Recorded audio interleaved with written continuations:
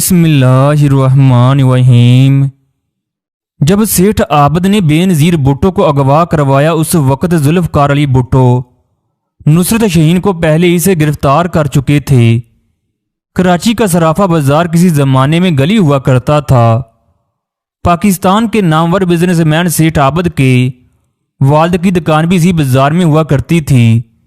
सेठ आबिद के वालिद के बारे में मशहूर है, उनके वालिद हाथ में कैंची लेकर बाजार में घूमा करते, जिस किसी की मूछें और दाढ़ी होती उसको काट देते।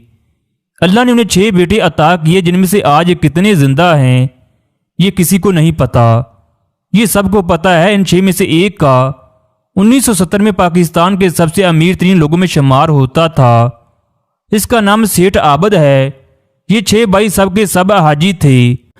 अल्लाह ने सेठ आबिद को एक बेटी नुसरत शहीन और 3 बेटों से नवाजा। इनके 2 बेटे गूंगे हैं जो अमेरिका के किसी बोर्डिंग हाउस में रहते हैं। उनका एक बेटा कुरान का हाफिज था जो कुछ अरसा कबल लाहौर में कत्ल कर दिया गया जब अमेरिका ने पाकिस्तान पर एटमी रीप्रोसेसिंग प्लांट दरामद पर पाबंदी लगाई। तो ये सेठ आबिद ही थे जिन्होंने फ्रांस से एटमी प्लांट बहरी रास्ते से पाकिस्तान पहुंचाया था। जुल्फ़कार अली भुट्टो इस जमाने में पाकिस्तान के वजीर आजम थे। उन्होंने 5 करोड़ पीपल पार्टी के फंड के लिए तलब किए, उन्होंने देने से इनकार कर दिया। सेठ आबिद की गिरफ्तारी के लिए हर जगह छापे मारे जाने लगे। इसी जमाने में उनके घर से उनकी बेटी नुसरत शहीन को फौजी गिरफ्तार करने आए। फौजी सेठ आबिद की बेटी को गिरफ्तार करके ले गए। जब सेठ आबिद के इल्म में ये बात आई तो उन्होंने लंदन में ज़ेरे तलीम बेनज़ीर भुट्टो को गिरफ्तार करवा लिया। अब सेठ आबिद की बेटी भुट्टो की कैद में थी, जबकि भुट्टो की बेटी सेठ आबिद की कैद में थी।